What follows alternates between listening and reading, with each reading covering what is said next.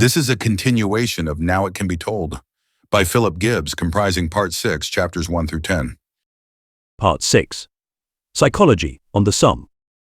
Part 6, Chapter 1.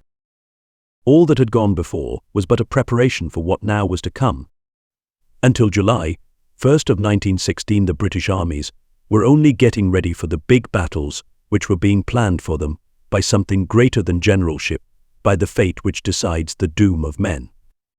The first battles by the old contemptibles, down from Mons and up by Ypres, were defensive actions of rear guards, holding the enemy back by a thin wall of living flesh, while behind the new armies of our race were being raised.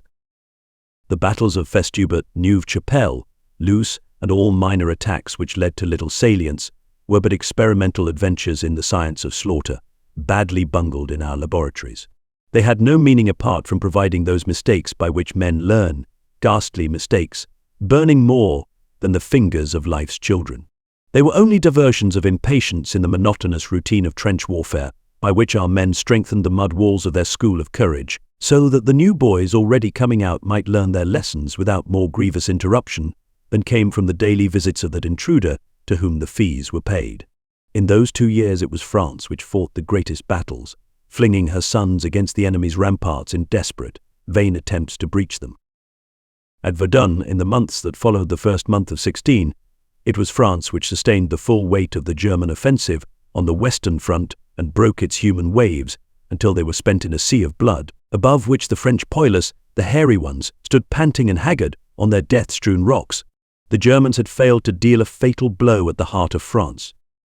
France held her head up still, bleeding from many wounds, but defiant still, and the German High Command, aghast at their own losses, 600,000 casualties already conscious, icily, of a dwindling man-power which one day would be cut off at its source, rearranged their order of battle and shifted the balance of their weight eastward to smash Russia.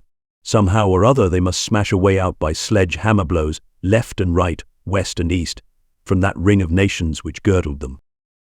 On the west they would stand now on the defensive, fairly sure of their strength, but well aware that it would be tried to the utmost by that enemy which, at the back of their brains, at the back of the narrow brains of those bald-headed vultures on the German General Staff, they most feared as their future peril England. They had been fools to let the British armies grow up and wax so strong. It was the folly of the madness by which they had flung the gauntlet down to the souls of proud peoples arrayed against them. Our armies were now strong and trained and ready. We had about 600,000 bayonet men in France and Flanders, and in England, immense reserves to fill up the gaps that would be made in their ranks before the summer foliage turned to russet tints. Our power in artillery had grown amazingly since the beginning of the year. Every month I had seen many new batteries arrive with clean harness and yellow straps, and young gunners who were quick to get their targets. We were strong in heavies, 12 inches, 9.2s, 8 inches, 4.2s, mostly howitzers, with the long-muzzled 60-pounders terrible in their long range and destructiveness.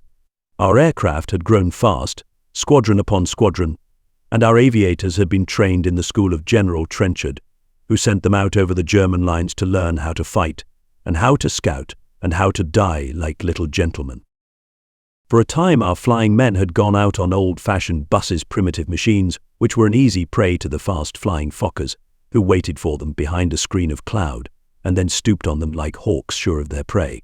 But to the airdrome near Saint-Omer came later models, out of date a few weeks after their delivery, replaced by still more powerful types more perfectly equipped for fighting. Our knights-errant of the air were challenging the German champions on equal terms, and beating them back from the lines unless they flew in clusters. There were times when our flying men gained an absolute supremacy by greater daring. There was nothing they did not dare, and by equal skill. As a caution, not wasting their strength in unequal contests.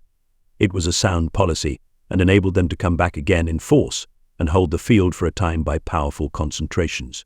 But in the battles of the Somme our airmen, at a heavy cost of life, kept the enemy down a while and blinded his eyes.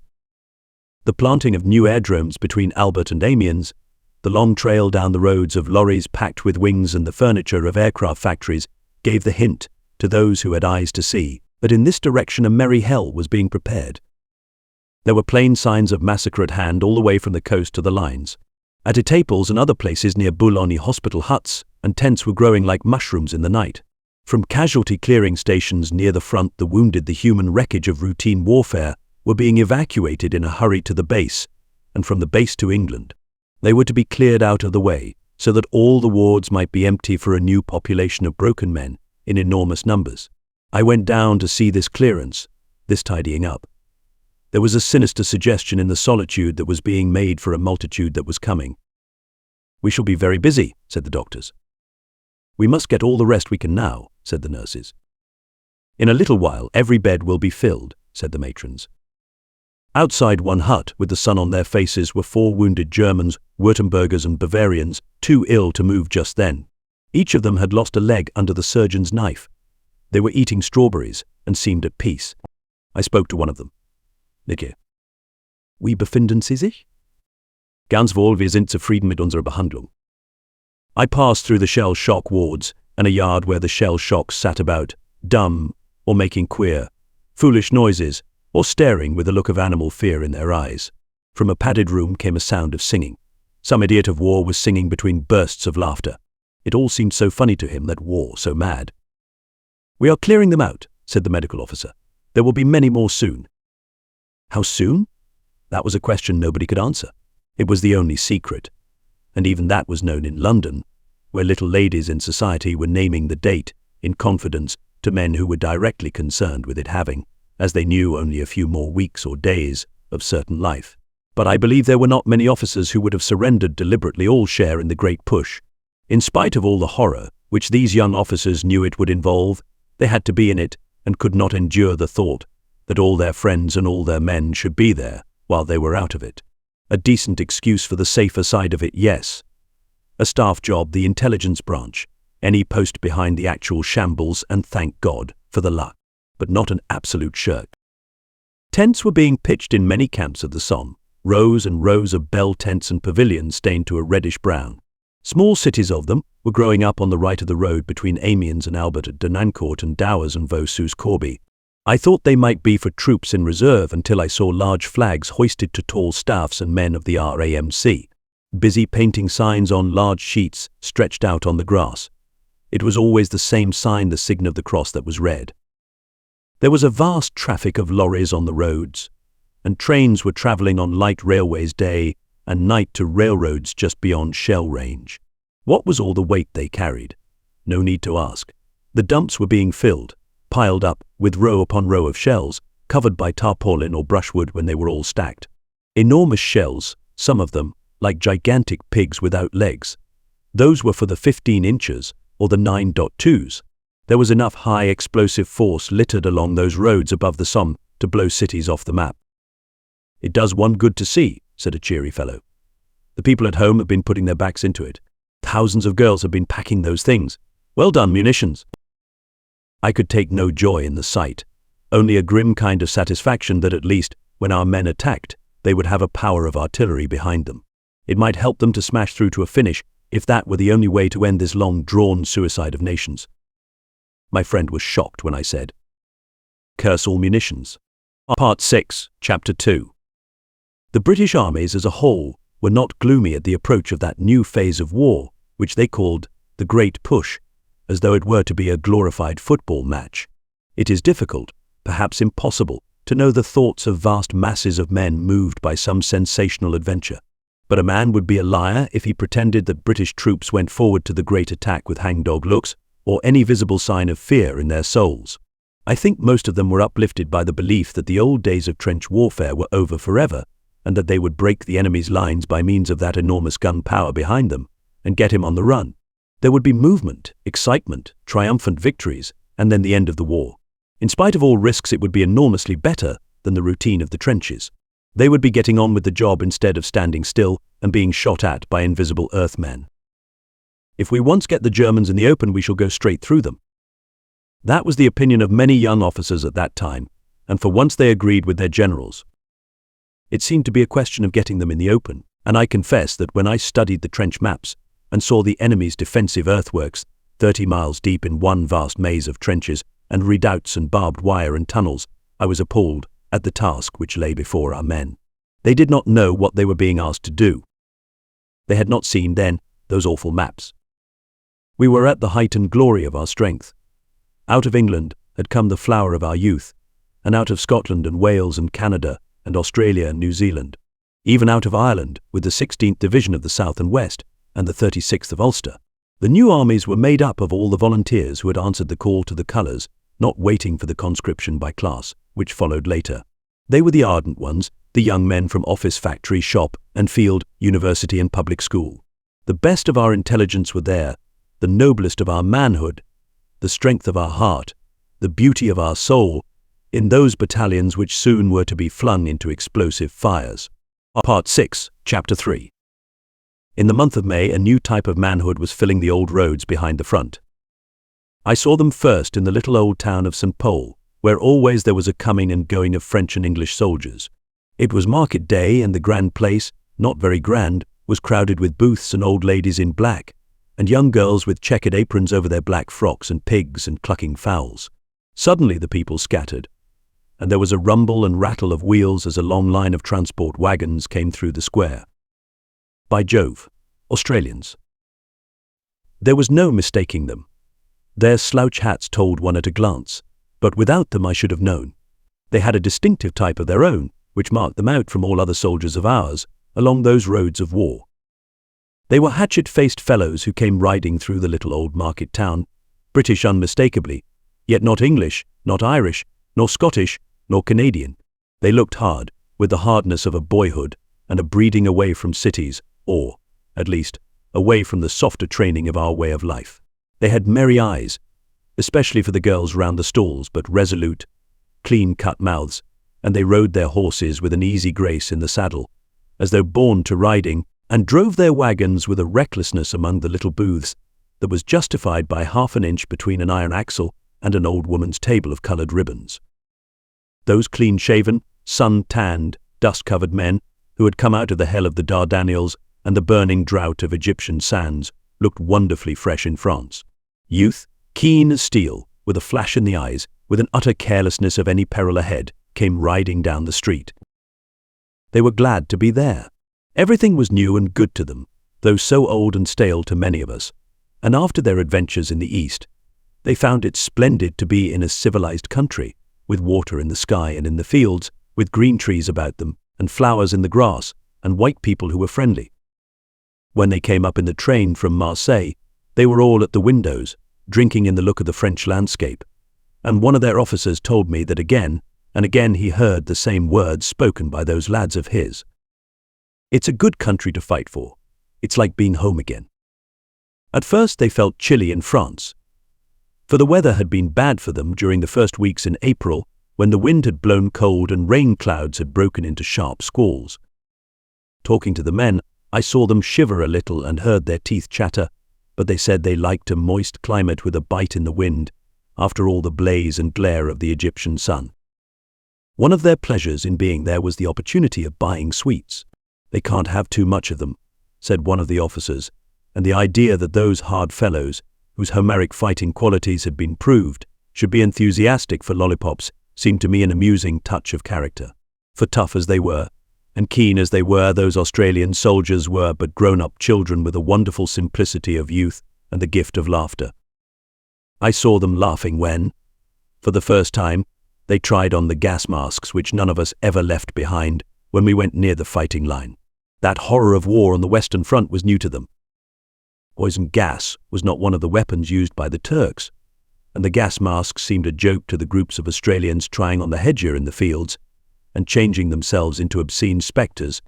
But one man watching them gave a shudder and said, "It's a pity such splendid boys should have to risk this foul way of death." They did not hear his words, and we heard their laughter again. On that first day of their arrival, I stood in a courtyard with a young officer whose grey eyes had a fine, clear light which showed the spirit of the man, and as we talked he pointed out some of the boys who passed in and out of an old barn.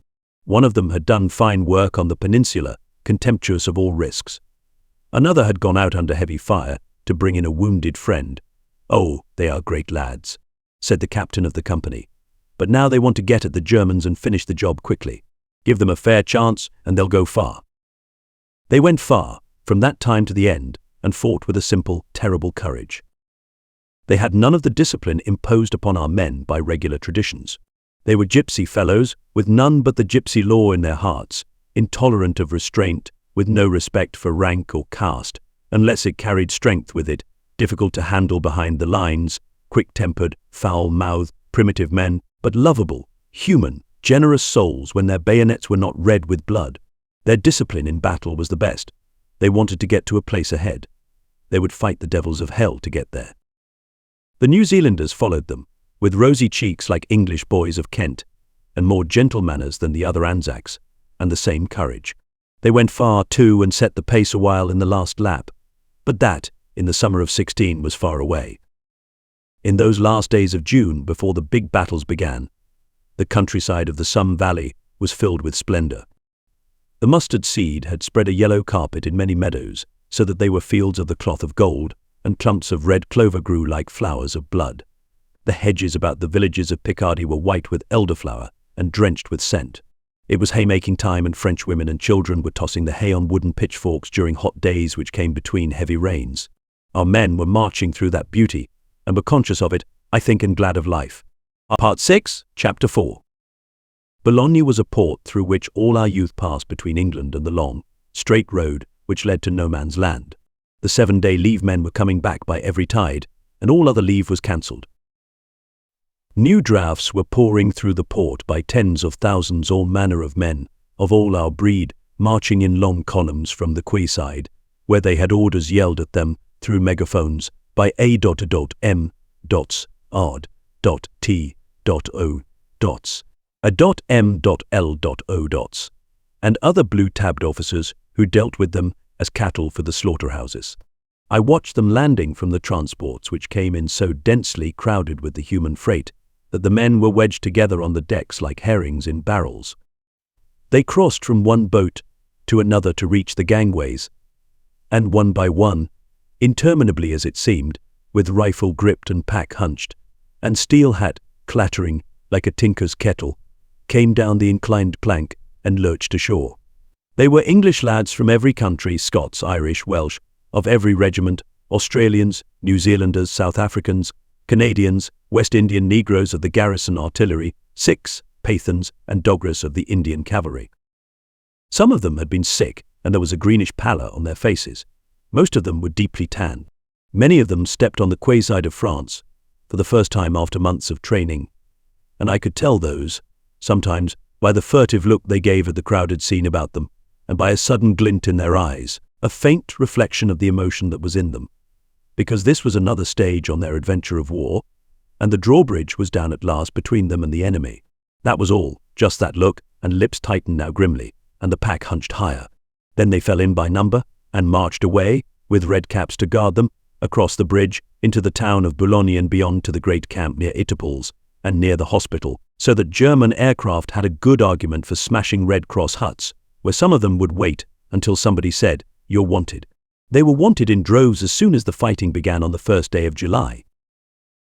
The bun shops in Boulogne were filled with nurses, VADs, all kinds of girls in uniforms which glinted with shoulder straps and buttons. They ate large quantities of buns at odd hours of mornings and afternoons. Flying men and officers of all kinds waiting for trains crowded the Folkestone Hotel and restaurants, where they spent 2 hours over luncheon and 3 hours over dinner, drinking red wine, talking shop-the-shop of trench mortar units, machine gun sections, cavalry squadrons, air fighting, gas schools, and anti-gas schools. Regular inhabitants of Boulogne, officers at the base, passed to inner rooms with French ladies of dangerous appearance, and the transients envied them and said, "Those fellows have all the luck. What's their secret? How do they arrange these cushy jobs?" From open windows came the music of gramophones. Through half-drawn curtains there were glimpses of khaki tunics and sam-brown belts in juxtaposition with silk blouses and coiled hair and white arms. Opposite the Folkestone there was a park of ambulances driven by Scottish women, who were always on the move from one part of the town to the other.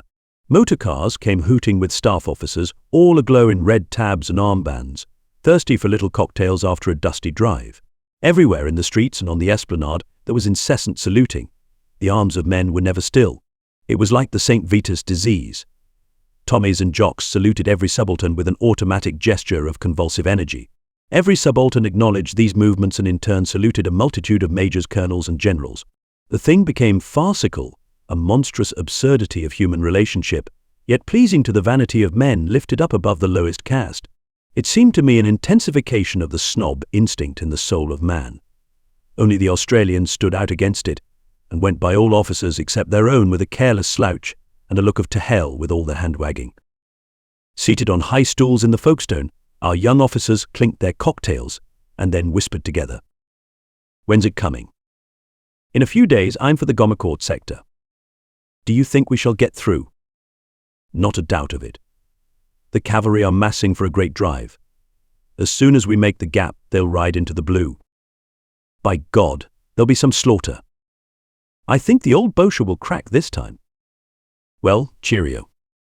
There was a sense of enormous drama at hand, and the excitement of it in boys' hearts drugged all doubt and fears.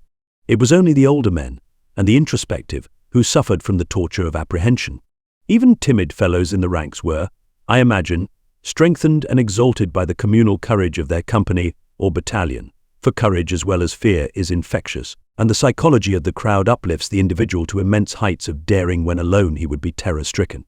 The public school spirit of pride in name and tradition was in each battalion of the new army, extended later to the division, which became the unit of Esprit de Corps. They must not let the battalion down. They would do their damnedest to get farther than any other crowd, to bag more prisoners, to gain more kudos. There was rivalry even among the platoons and the companies. A company would show B Company the way to go. Their sergeant major was a great fellow. Their platoon commanders were fine kids, with anything like a chance. In that spirit, as far as I, an outsider, could see and hear, did our battalions of boys march forward to the great push, whistling, singing, jesting, until their lips were dry and their throats parched in the dust, and even the merriest jesters of all were silent under the weight of their packs and rifles. So they moved up day by day, through the beauty of that June in France, thousands of men, hundreds of thousands to the edge of the battlefields of the Somme, where the enemy was entrenched in fortress positions, and where, already, before the last days of June, gunfire was flaming over a vast sweep of country. Part 6, Chapter 5.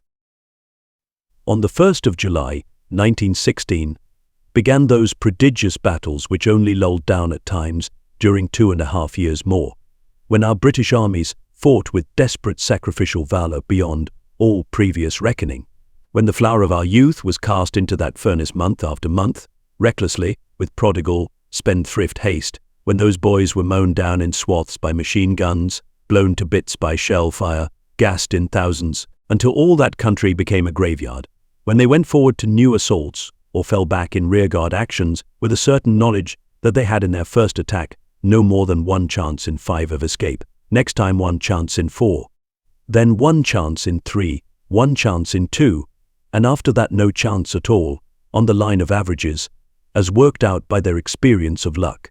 More boys came out to take their places, and more, conscripts following volunteers, younger brothers following elder brothers. Never did they revolt from the orders that came to them. Never a battalion broke into mutiny against inevitable martyrdom. They were obedient to the command above them. Their discipline did not break.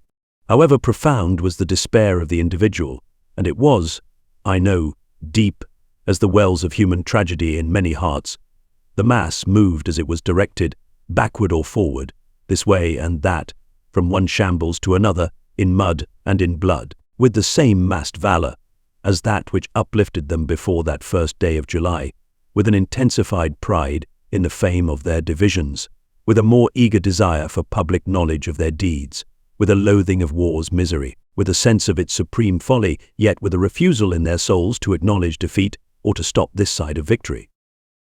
In each battle there were officers and men who risked death deliberately, and in a kind of ecstasy did acts of superhuman courage, and because of the number of these feats the record of them is monotonous, dull, familiar. The mass followed their lead, and even poor coward hearts, of whom there were many, as in all armies, had courage enough, as a rule, to get as far as the center of the fury before their knees gave way or they dropped dead. Each wave of boyhood that came out from England brought a new mass of physical and spiritual valor, as great as that which was spent, and in the end it was an irresistible tide, which broke down the last barriers and swept through in a rush to victory, which we gained at the cost of nearly 1 million dead, and a high sum of living agony, and all our wealth, and a spiritual bankruptcy worse than material loss, so that now England is for a time sick to death, and drained of her old pride and power. Part 6, Chapter 6. I remember, as though it were yesterday, in vividness, and 100 years ago in time, the bombardment which preceded the battles of the Somme. With a group of officers I stood on the high ground above Albert, looking over to Gommecourt and Thiepval and Le Boissel on the left side of the German salient, and then, by crossing the road, to Fricourt, Mametz, and Montauban on the southern side. From Albert westward past Thiepval Wood ran the little river of the Ancre, and on the German side the ground rose steeply to Usna Hill by La Boisselle, and to Thiepval Chateau above the wood. It was a formidable defensive position, one fortress girdled by line after line of trenches and earthwork redoubts and deep tunnels and dugouts in which the German troops could live below ground until the moment of attack. The length of our front of assault was about 20 miles round the side of the salient to the village of Bray on the Somme, where the French joined us and continued the battle. From where we stood we could see a wide panorama of the German positions, and beyond, now and then, when the smoke of shellfire drifted, I caught glimpses of green fields and flower patches beyond the trench lines, and church spires beyond the range of guns, rising above clumps of trees in summer foliage. Immediately below, in the foreground, was the village of Albert, not much ruined then, with its red brick church and tower from which there hung, head downward, the Golden Virgin with her babe outstretched as though as a peace offering over all this strife. That leaning statue, which I had often passed on the way to the trenches, was now revealed brightly with a golden glamour, as sheets of flame burst through a heavy veil of smoke over the valley. In a field close by, some troops were being ticketed with yellow labels fastened to their backs. It was to distinguish them so that artillery observers might know them from the enemy when their turn came to go into the battleground. Something in the sight of those yellow tickets made me feel sick. Away behind, a French farmer was cutting his grass with a long scythe, in steady, sweeping strokes. Only now and then did he stand to look over at the most frightful picture of battle ever seen, until then by human eyes. I wondered, and wonder still, what thoughts were passing through that old brain to keep him at his work, quietly, steadily, on the edge of hell. For there, quite close and clear, was hell, of man's making, produced by chemists and scientists, after centuries in search of knowledge. There were the fires of hate, produced out of the passion of humanity after 1,000 years of Christendom and of progress in the arts of beauty. There was the devil worship of our poor, damned human race, where the most civilized nations of the world were on each side of the bonfires. It was worth watching by a human ant. I remember the noise of our guns as all our batteries took their parts in a vast orchestra of drumfire. The tumult of the field guns merged into thunderous waves. Behind me a 15-inch grandmother fired single strokes, and each one was an enormous shock.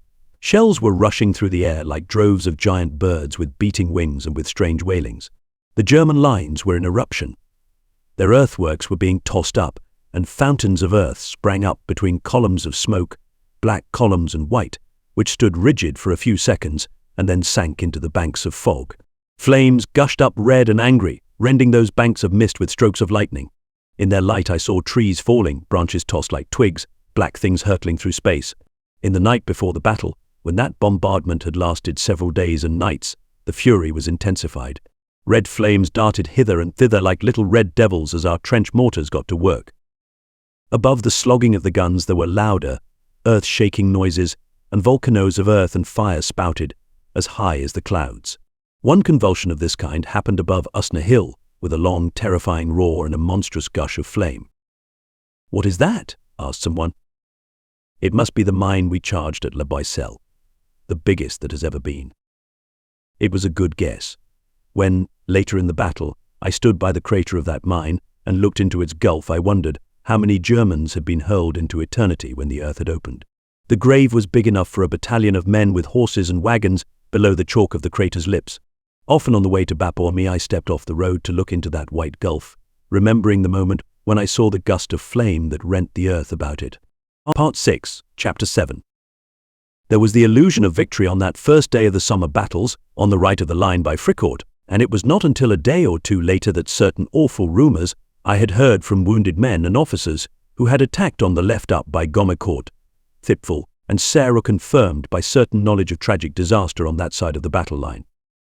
The illusion of victory, with all the price and pain of it, came to me when I saw the German rockets rising beyond the villages of Mametz and Montauban, and our barrage fire lifting to a range beyond the first lines of German trenches, and our support troops moving forward in masses to captured ground.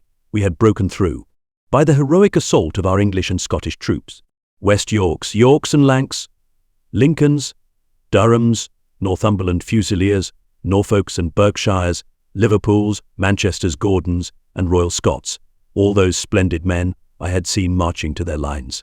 We had smashed through the ramparts of the German fortress, through that maze of earthworks and tunnels which had appalled me when I saw them on the maps, and over which I had gazed from time to time from our front-line trenches when those places seemed impregnable. I saw crowds of prisoners coming back under escort. 1,500 had been counted in the first day, and they had the look of a defeated army. Our lightly wounded men, thousands of them, were shouting and laughing as they came down behind the lines, wearing German caps and helmets. From Amiens, civilians straggled out along the roads, as far as they were allowed by military police, and waved hands and cheered those boys of ours. "Vive l'Angleterre!" cried old men, raising their hats. Old women wept at the sight of those gay wounded. The lightly touched, glad of escape, rejoicing in their luck, and in the glory of life which was theirs still, and cried out to them with shrill words of praise and exultation. Nous les aurons les sales boches. Ah, ils sont foutus ces bandits. C'est la victoire, grâce à vous, petits soldats anglais. Victory. The spirit of victory in the hearts of fighting men, and of women excited by the sight of those bandaged heads, those bare, brawny arms splashed with blood, those laughing heroes. It looked like victory. In those days, as war correspondents, we were not so expert in balancing the profit and loss as afterward became. When I went into Fricourt on the third day of battle, after the last Germans who had clung on to its ruins had been cleared out by the Yorkshires and Lincolns of the 21st Division, that division which had been so humiliated at Loos and now was wonderful in courage, and when the Manchesters and Gordons of the 30th Division had captured Montauban and repulsed fierce counterattacks. It looked like victory, because of the German dead that lay there in their battered trenches and the filth and stench of death over all that mangled ground, and the enormous destruction wrought by our guns, and the fury of fire which we were still pouring over the enemy's lines from batteries which had moved forward. I went down flights of steps into German dugouts, astonished by their depth and strength. Our men did not build like this. This German industry was a rebuke to us, yet we had captured their work, and the dead bodies of their labourers lay in those dark caverns, killed by our bombers who had flung down hand grenades. I drew back from those fat corpses. They looked monstrous, lying there crumpled up amid a foul litter of clothes, stick bombs, old boots, and bottles. Groups of dead lay in ditches which had once been trenches, flung into chaos by that bombardment I had seen. They had been bay-wanted. I remember one man, an elderly fellow sitting up with his back to a bit of earth with his hands half raised. He was smiling a little, though he had been stabbed through the belly and was stone dead. Victory. Some of the German dead were young boys, too young to be killed for old men's crimes, and others might have been old or young. One could not tell because they had no faces and were just masses of raw flesh in rags and uniforms. Legs and arms lay separate, without any bodies thereabouts. Outside Montauban there was a heap of our own dead, young Gordons and Manchesters of the 30th Division. They had been caught by blasts of machine-gun fire, but our dead seemed scarce in the places where I walked. Victory. Well, we had gained some ground and many prisoners, and here and there some guns. But as I stood by Montauban I saw that our line was a sharp salient looped round Mametz village, and then dipping sharply southward to Fricourt. Oh God, had we only made another salient after all that monstrous effort. To the left there was fury at La Boisselle, where a few broken trees stood black on the skyline on a chalky ridge. Storms of German shrapnel were bursting there, and machine-guns were firing in spasms. In Contalmaison, round a chateau which stood high above ruined houses, shells were bursting with thunderclaps, our shells. German gunners in invisible batteries were sweeping our lines with barrage fire. It roamed up and down this side of Montauban Wood, just ahead of me, and now and then shells smashed among the houses and barns of Fricourt. and over Mametz there was suddenly a hurricane of hate. Our men were working like ants in those muck heaps. A battalion moved up toward Bicel. From a ridge above Fricourt, where once I had seen a tall crucifix between two trees, which our men called the Poodles, a body of men came down and shrapnel burst among them, and they fell and disappeared in tall grass. Stretcher bearers came slowly through Fricourt village with living burdens. Some of them were German soldiers carrying our wounded and their own. Walking wounded hobbled slowly with their arms round each other's shoulders, Germans and English together. A boy in a steel hat stopped me and held up a bloody hand. "A bit of luck," he said. "I'm off, after 18 months of it." German prisoners came down with a few English soldiers as their escort. I saw distant groups of them, and a shell smashed into one group and scattered it. The living ran, leaving their dead. Ambulances driven by daring fellows drove to the far edge of Fricourt, not a healthy place, and loaded up with wounded from a dressing station in a tunnel there. It was a wonderful picture of war in all its filth and shambles. But was it victory? I knew then that it was only a breach in the German bastion, and that on the left Gommecourt way there had been black tragedy. Part 6, Chapter 8. On the left, where the 8th and 10th Corps were directing operations, the assault had been delivered by the 4th, 29th, 36th, 49th, 32nd, 8th, and 56th Divisions. The positions in front of them were Gommecourt and Beaumont-Hamel on the left side of the River Ancre, and Thippel Wood on the right side of the Ancre, leading up to Thippel Chateau on the crest of the cliff. These were the hardest positions to attack because of the rising ground and the immense strength of the enemy's earthworks and tunneled defences. But our generals were confident that the gunpowder at their disposal was sufficient to smash down that defensive system and make an easy way through for the infantry. They were wrong. In spite of that tornado of shell fire which I had seen tearing up the earth, many tunnels were still unbroken, and out of them came masses of German machine gunners and riflemen when our infantry rose from their own trenches on that morning of July 1st. Our guns had shifted their barrage forward at that moment, farther ahead of the infantry than was afterward allowed, the men being trained to follow close to the lines of bursting shells, trained to expect a number of casualties from their own guns. It needs some training in order to secure the general safety gained by keeping the enemy below ground until our bayonets were round his dugouts. The Germans had been trained, too, to an act of amazing courage. Their discipline, that immense power of discipline which dominates men in the mass, was strong enough to make them obey the order to rush through that barrage of ours, that advancing wall of explosion, and if they lived through it, to face our men in the open with massed machine gun fire. So they did, and as English, Irish, Scottish, and Welsh battalions of our assaulting divisions trudged forward over what had been no man's land, machine gun bullets sprayed upon them, and they fell like grass to the scythe. Line after line of men followed them, and each line crumpled, and only small groups and single figures, seeking comradeship, hurried forward. German machine gunners were bay-wanted as their thumbs were still pressed to their triggers. In German front-line trenches at the bottom of Thippel Wood, outside Beaumont-Hamel, and on the edge of Gommecourt Park, the field grey men who came out of their dugouts fought fiercely with stick bombs and rifles, and our officers and men, in places where they had strength enough, clubbed them to death, stuck them with bayonets, and blew their brains out with revolvers at short range. Then those English and Irish and Scottish troops, grievously weak because of all the dead and wounded behind them, struggled through to the second German line, from which there came a still fiercer rattle of machine gun and rifle fire. Some of them broke through that line too, and went ahead in isolated parties across the wild crater land, over chasms and ditches and fallen trees, toward the highest ground, which had been their goal. Nothing was seen of them. They disappeared into clouds of smoke and flame. Gunner observers saw rockets go up in far places, our rockets showing that outposts had penetrated into the German lines. Runners came back, survivors of many predecessors who had fallen on the way, with scribbled messages from company officers. One came from the Essex and King's Own of the 4th Division, at a place called Pendant Copse, southeast of Serre. For God's sake, send us bombs. It was impossible to send them bombs. No men could get to them through the deep barrage of shell fire which was between them and our supporting troops. Many tried and died. The Ulster men went forward toward Beaumont-Hamel with a grim valour which was reckless of their losses. Beaumont-Hamel was a German fortress. Machine gun fire raked every yard of the Ulster way. Hundreds of the Irish fell. I met hundreds of them, wounded, tall, strong, powerful men, from Queen's Island and Belfast factories, and Tyneside Irish and Tyneside Scots. They gave us no chance, said one of them, a sergeant major. They just murdered us. But bunches of them went right into the heart of the German positions, and then found behind them crowds of Germans who had come up out of their tunnels and flung bombs at them. Only a few came back alive in the darkness. Into Thippel Wood men of ours smashed their way through the German trenches, not counting those who fell, and killing any German who stood in their way. Inside that wood of dead trees and charred branches they reformed, astonished at the fewness of their numbers.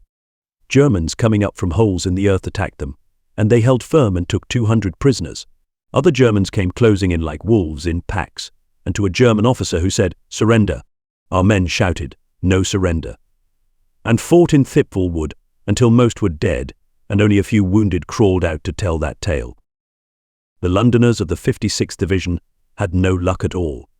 Theirs was the worst luck, because by a desperate courage in assault, they did break through the German lines at Gommecourt. Their left was held by the London Rifle Brigade. The Rangers and the Queen Victoria Rifles, the Old Vics, formed their centre. Their right was made up by the London Scottish, and behind came the Queen's Westminsters and the Kensingtons, who were to advance through their comrades to a farther objective. Across a wide no-man's land, they suffered from the bursting of heavy crumps, and many fell, but they escaped annihilation by machine gun fire and stormed through the upheaved earth into Gommecourt Park, killing many Germans and sending back batches of prisoners. They had done what they had been asked to do and started building up barricades of earth and sandbags, and then found they were in a death trap. There were no troops on their right or left. They had thrust out into a salient, which presently the enemy saw. The German gunners, with deadly skill, boxed it round with shell fire, so that the Londoners were enclosed by explosive walls, and then very slowly and carefully drew a line of bursting shells up and down that captured ground, ravaging its earth anew and smashing the life that crouched their London life. I have written elsewhere, in the battles of the Somme, how young officers and small bodies of these London men held the barricades against German attacks, while others tried to break a way back through that murderous shell fire, and how groups of lads who set out on that adventure to their old lines were shattered, so that only a few from each group crawled back alive, wounded or unwounded. At the end of the day, the Germans acted with chivalry, which I was not allowed to tell at the time. The general of the London Division, Philip Howell, told me that the enemy sent over a message by a low-flying airplane, proposing a truce while the stretcher-bearers worked, and offering the service of their own men in that work of mercy. This offer was accepted without reference to GHQ, and German stretcher-bearers helped to carry our wounded to a point where they could be reached.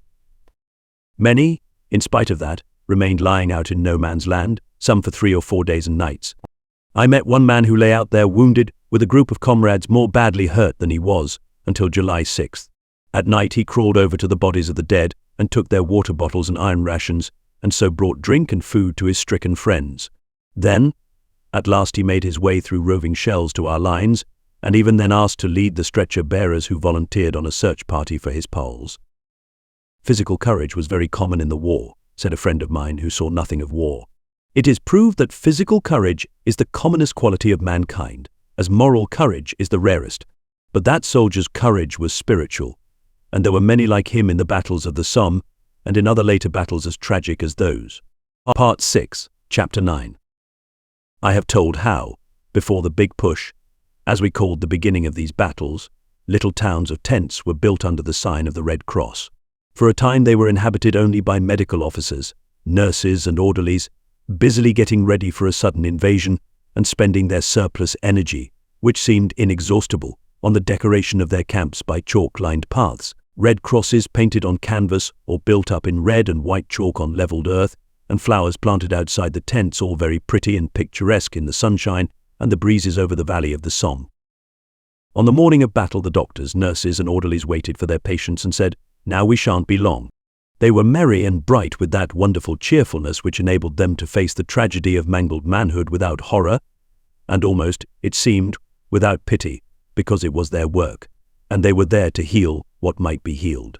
It was with a rush that their first cases came, and the M.O. whistled and said, "You gods, how many more?" Many more.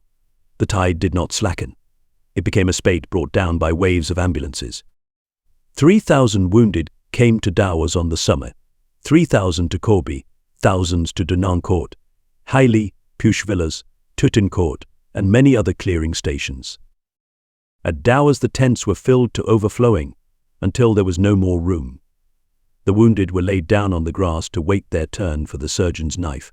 Some of them crawled over to haycocks and covered themselves with hay and went to sleep, as I saw them sleeping there, like dead men. Here and there shell-shocked boys sat weeping or moaning and shaking with an ague. Most of the wounded were quiet and did not give any groan or moan. The likely wounded sat in groups, telling their adventures, cursing the German machine gunners. Young officers spoke in a different way, and with that sporting spirit which they had learned in public schools praised their enemy. The machine gunners are wonderful fellows, topping. Fight until they're killed. They gave us hell. Each man among those thousands of wounded had escaped death a dozen times or more by the merest flukes of luck. It was this luck of theirs which they hugged with a kind of laughing excitement. It's a marvel I'm here. That shell burst all round me. Killed 6 of my pals. I've got through with a blighty wound. No bones broken, God, what luck. The death of other men did not grieve them. They could not waste this sense of luck in pity. The escape of their own individuality, this possession of life, was a glorious thought. They were alive. What luck, what luck. We called the hospital at Corby the butcher's shop. It was in a pretty spot in that little town with a big church, whose tall white towers looked down a broad sweep of the Somme, so that, for miles, they were a landmark behind the battlefields.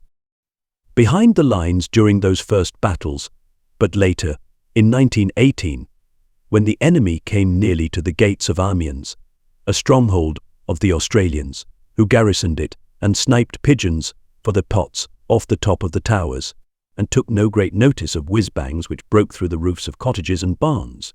It was a safe, snug place in July of 16, but that butcher's shop at a corner of the square was not a pretty spot. After a visit there I had to wipe cold sweat from my forehead and found myself trembling in a queer way. It was the medical officer, a colonel, who called it that name.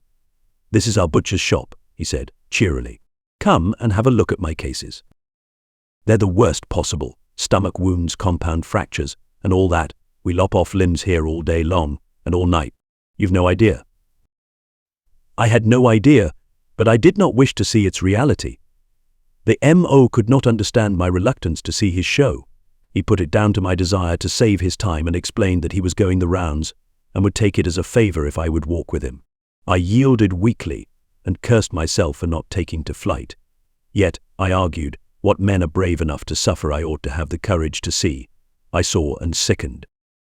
These were the victims of victory and the red fruit of war's harvest fields. A new batch of cases had just arrived. More were being brought in on stretchers. They were laid down in rows on the floorboards. The colonel bent down to some of them and drew their blankets back, and now and then felt a man's pulse. Most of them were unconscious, breathing with the hard snuffle of dying men. Their skin was already darkening to the death tint, which is not white. They were all plastered with a grey clay, and this mud on their faces was, in some cases, mixed with thick clots of blood, making a hard incrustation from scalp to chin. "That fellow won't last long," said the M.O., rising from a stretcher. "Hardly a heartbeat left in him. Sure to die on the operating table if he gets as far as that. Step back against the wall a minute, will you?" We flattened ourselves against the passage wall while ambulance men brought in a line of stretchers. No sound came from most of those bundles under the blankets, but from one came a long, agonizing wail, the cry of an animal in torture. "Come through the wards," said the colonel. "They're pretty bright, though we could do with more space and light." In one long, narrow room there were about 30 beds, and in each bed lay a young British soldier, or part of a young British soldier. There was not much left of one of them. Both his legs had been amputated to the thigh, and both his arms to the shoulder blades. "Remarkable man. That," said the colonel, "simply refuses to die. His vitality is so tremendous that it is putting up a terrific fight against mortality. There's another case of the same kind, one leg gone, and the other going, and one arm. Deliberate refusal to give in. 'You're not going to kill me, doctor,' he said. 'I'm going to stick it through.'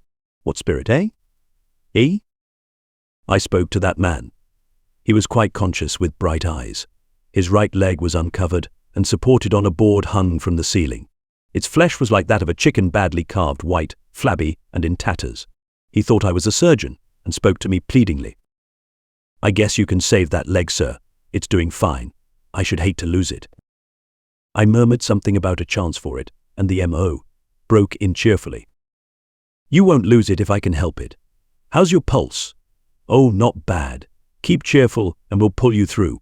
The man smiled gallantly. "Bound to come off," said the doctor as we passed to another bed. "Gas gangrene. That's the thing that does us down." In bed after bed I saw men of ours, very young men, who had been lopped of limbs a few hours ago, or a few minutes, some of them unconscious, some of them strangely and terribly conscious, with a look in their eyes as though staring at the death which sat near to them, and edged nearer. "Yes," said the M. "Oh, they look bad, some of 'em, but youth is on their side. I dare say 75%. We'll get through, if it wasn't for gas gangrene." He jerked his head to a boy sitting up in bed, smiling at the nurse who felt his pulse. "Looks fairly fit after the knife, doesn't he? But we shall have to cut higher up. The gas again. I'm afraid he'll be dead before tomorrow. Come into the operating theatre. It's very well equipped." I refused that invitation. I walked stiffly out of the butcher's shop of Corby, past the man who had lost both arms and both legs, that vital trunk, past rows of men lying under blankets, past a stench of mud and blood and anesthetics, to the fresh air of the gateway, where a column of ambulances had just arrived with a new harvest from the fields of the Somme. "Come in again, any time," shouted out the cheery colonel, waving his hand. I never went again, though I saw many other butchers' shops in the years that followed, where there was a great carving of human flesh, which was of our boyhood, while the old men directed their sacrifice, and the profiteers grew rich, and the fires of hate were stoked up at patriotic banquets and in editorial chairs. Part 6, Chapter 10. The failure on the left, hardly balanced by the partial success on the right, caused a sudden pause in the operations, camouflaged by small attacks on minor positions around and above Fricourt and Mametz. The Lincolns and others went over to Fricourt Wood and routed out German machine gunners. The West Yorks attacked the sunken road at Fricourt. The Dorsets, Manchester's Highland Light Infantry, Lancashire Fusiliers, and Borderers of the 32 Division were in possession of La Baisselle and clearing out communication trenches, to which the Germans were hanging on with desperate valour. The 21st Division Northumberland Fusiliers Durhams, Yorkshires were making a flanking attack on Contalmaison, but weakened after their heavy losses on the first day of battle. The fighting for a time was local, in small copses Lozenge Wood, Peak Wood, Caterpillar Wood, acid drop copse where English and German troops fought ferociously for yards of ground, hummocks of earth, ditches. General headquarters had been shocked by the disaster on the left and the failure of all the big hopes they had held for a breakthrough on both sides of the German positions. Rumors came to us that the commander-in-chief had decided to restrict future operations to minor actions for strengthening the line and to abandon the great offensive. It was believed by officers I met that Sir Henry Rawlinson was arguing, persuading, in favor of continued assaults on the grand scale. Whatever division of opinion existed in the High Command I do not know, it was visible to all of us that for some days there were uncertainty of direction, hesitation, conflicting orders. On July 7th, the 17th Division, under General Pilcher, attacked Contalmaison, and a whole battalion of the Prussian Guard hurried up from Valenciennes and, thrown onto the battlefield without maps or guidance, walked into the barrage which covered the advance of our men and were almost annihilated. But although some bodies of our men entered Contalmaison in an attack which I was able to see, they were smashed out of it again by storms of fire followed by masses of men who poured out from Mametz Wood. The Welsh were attacking Mametz Wood. They were handled, as Marbot said of his men in a Napoleonic battle, like turnips. Battalion commanders received orders in direct conflict with one another. Bodies of Welshmen were advanced and then retired and left to lie nakedly without cover, under dreadful fire. The 17th Division, under General Pilcher, did not attack at the expected time. There was no coordination of divisions, no knowledge among battalion officers of the strategy or tactics of a battle in which their men were involved. "Well, goodness knows what's happening," said an officer I met near Mametz. He had been waiting all night and half a day with a body of troops who had expected to go forward, and were still hanging about under harassing fire. On July 9th, Contalmaison was taken. I saw that attack very clearly, so clearly that I could almost count the bricks in the old chateau set in a little wood, and saw the left-hand tower knocked off by the direct hit of a 15-inch shell. At 4 o'clock in the afternoon our guns concentrated on the village, and under the cover of that fire our men advanced on 3 sides of it, hemmed it in, and captured it with the garrison of the 122d Bavarian Regiment, who had suffered the agonies of hell inside its ruins. Now our men stayed in the ruins, and this time German shells smashed into the chateau and the cottages and left nothing but rubbish heaps of brick through which a few days later I went walking with the smell of death in my nostrils. Our men were now being shelled in that place. Beyond Le Boissel, on the left of the Albert Bapaume road, there had been a village called Overlers. It was no longer there. Our guns has removed every trace of it, except as it lay in heaps of pounded brick. The Germans had a network of trenches about it, and in their ditches and their dugouts they fought like wolves. Our 12th Division was ordered to drive them out. A division of English county troops, including the Sussex, Essex, Bedfords, and Middlesex, and those country boys of ours, fought their way among communication trenches, burrowed into tunnels, crouched below hummocks of earth and brick, and with bombs and bayonets and broken rifles, and boulders of stone, and German stick bombs, and any weapon that would kill, gained yard by yard over the dead bodies of the enemy, or by the capture of small batches of cornered men, until after 17 days of this 140 men of the 3rd Prussian Guard, the last of their garrison, without food or water, raised a signal of surrender, and came out with their hands up. Overlers was a shambles, in a fight of primitive earthmen like human beasts, yet our men were not beast-like. They came out from those places, if they had the luck to come out apparently unchanged, without any mark of the beast on them, and when they cleansed themselves of mud and filth, boiled the lice out of their shirts, and assembled in a village street behind the lines, they whistled, laughed, gossiped, as though nothing had happened to their souls, though something had really happened, as now we know. It was not until July 14th that our High Command ordered another general attack, after the local fighting which had been in progress since the first day of battle. Our field batteries and some of our heavies had moved forward to places like Montauban and Contalmaison, where German shells came searching for them all day long, and new divisions had been brought up to relieve some of the men who had been fighting so hard and so long. It was to be an attack on the 2nd German line of defense on the ridges by the village of Bazentin-le-Grand and Bazentin-le-Petit to Longueville on the right and Delville Wood. I went up in the night to see the bombardment and the beginning of the battle and the swirl of its backwash, and I remember now the darkness of villages behind the lines through which our cars crawled until we reached the edge of the battlefields and saw the sky rent by incessant flames of gun fire, while red tongues of flames leaped up from burning villages. Longueville was on fire, and the 2 Bazentins, and another belt of land in France, so beautiful to see, even as I had seen it first between the sandbags of our parapets, was being delivered to the charcoal burners. I have described that night scene elsewhere, in all its deviltry, but one picture which I passed on the way to the battlefield could not then be told. Yet it was significant of the mentality of our High Command, as was afterward pointed out derisively by Sixte von Arnim. It proved the strange, unreasoning optimism which still lingered in the breasts of old-fashioned generals, in spite of what had happened on the left on the first day of July, and their study of trench maps, and their knowledge of German machine guns. By an old mill house called the Moulin Vivier, outside the village of Motol, were masses of cavalry, Indian cavalry and dragoons drawn up densely to leave a narrow passageway for field guns and horse transport moving through the village, which was in utter darkness.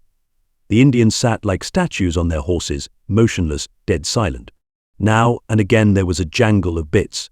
Here and there a British soldier lit a cigarette, and for a second the little flame of his match revealed a bronzed face or glinted on steel helmets. Cavalry. So even now there was a serious purpose behind the joke of English soldiers who had gone forward on the first day, shouting, "This way to the gap," and in the conversation of some of those who actually did ride through Bazentin that day. A troop or 2 made their way over the cratered ground and skirted Delville Wood. The dragoon guards charged a machine gun in a cornfield and killed the gunners. Germans rounded up by them clung to their stirrup leathers crying, "Pity, pity." The Indians lowered their lances but took prisoners to show their chivalry. But it was nothing more than a bew jest. It was as futile and absurd as Don Quixote's charge of the windmill. They were brought to a dead halt by the nature of the ground and machine gun fire which killed their horses, and lay out that night with German shells searching for their bodies. One of the most disappointed men in the army was on General Haldane's staff. He was an old cavalry officer, and this major of the old school, belonging in spirit to the time of Charles Lever, was excited by the thought that there was to be a cavalry adventure. He was one of those who swore that if he had his chance he would ride into the blue. It was the chance he wanted, and he nursed his way to it by delicate attentions to General Haldane. The general's bed was not so comfortable as his. He changed places. He even went so far as to put a bunch of flowers on the general's table in his dugout. "You seem very attentive to me, Major," said the general, smelling a rat. Then the major blurted out his desire. Could he lead a squadron round Delville Wood? Could he take that ride into the blue? He would give his soul to do it. "Get on with your job," said General Haldane. That ride into the blue did not encourage the cavalry to the belief that they would be of real value in a warfare of trench lines and barbed wire, but for a long time later they were kept moving backward and forward between the edge of the battlefields and the back areas, to the great encumbrance of the roads, until they were guyed by the infantry, and irritable, so their officers told me, to the verge of mutiny.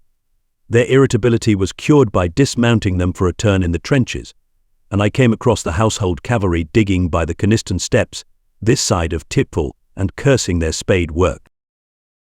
In this book one will not tell again the narrative of that fighting in the summer and autumn of 1916, which I have written, with many details of each day's scene, in my collected dispatches called The Battles of the Somme. There is little that I can add to those word pictures which I wrote day by day, after haunting experiences amid the ruin of those fields, except a summing up of their effect upon the mentality of our men, and upon the Germans who were in the same blood-bath, as they called it, and a closer analysis of the direction and mechanism of our military machine.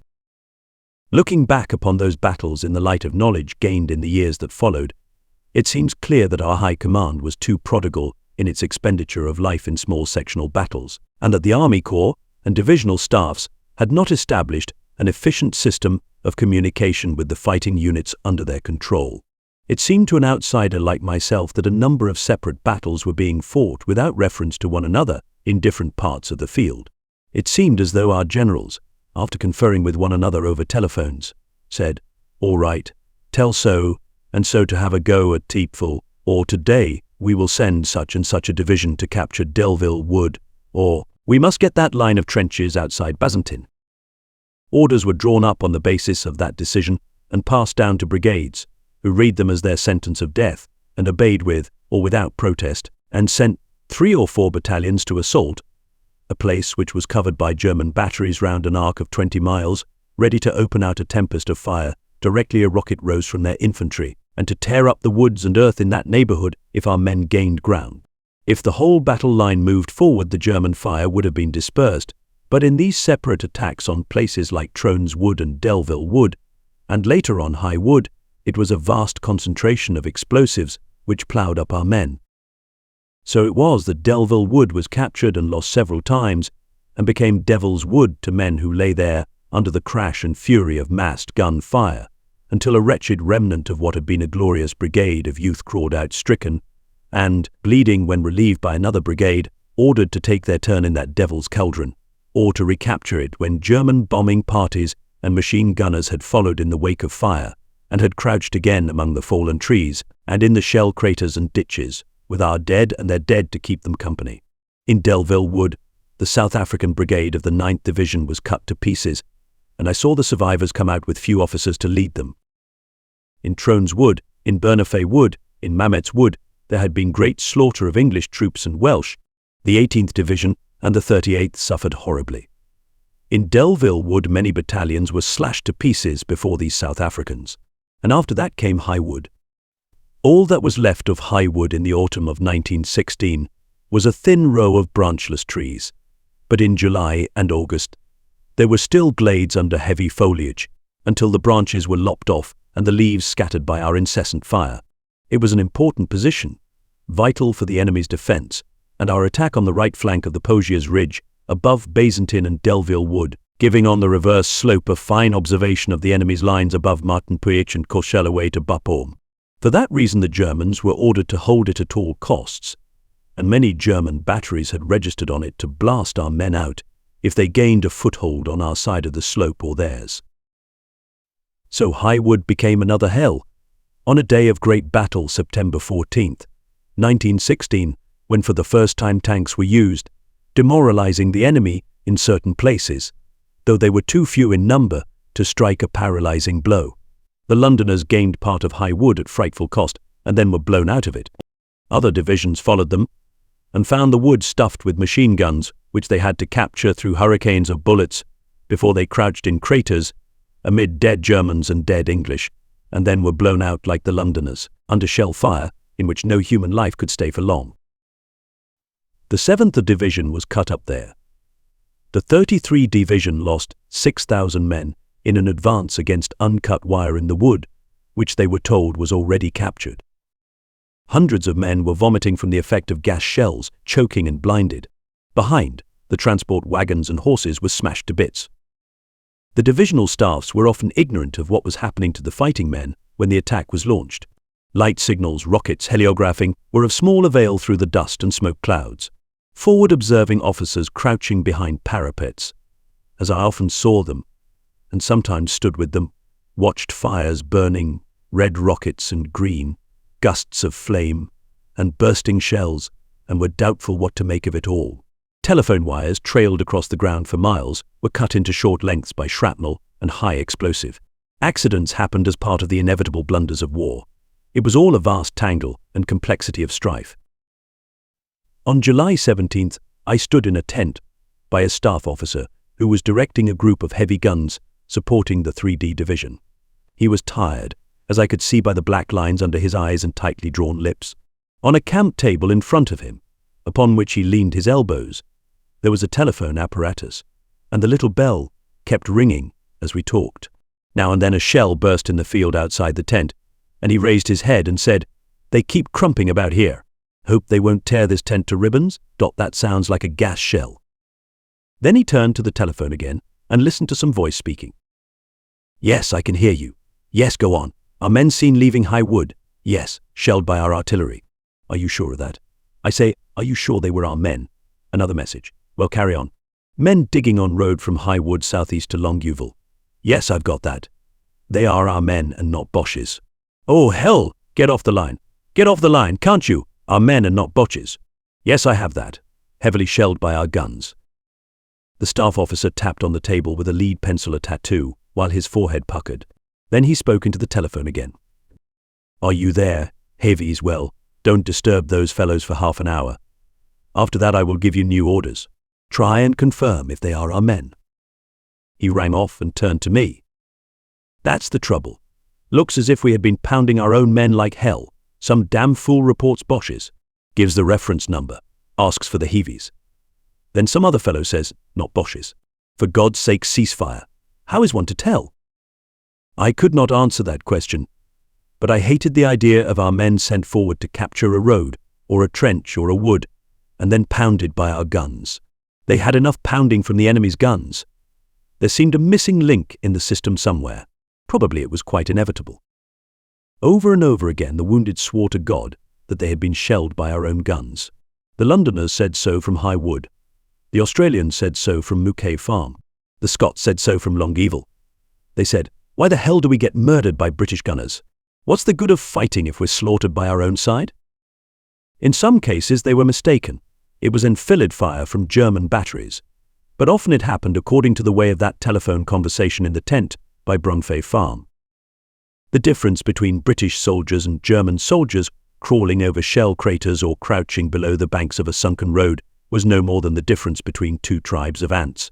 Our flying scouts, however low they flew, risking the Archies and machine gun bullets, often mistook khaki for field grey and came back with false reports which led to tragedy. This concludes the 13th part of 18 total of Now It Can Be Told by Philip Gibbs, produced by Best Audiobooks for free.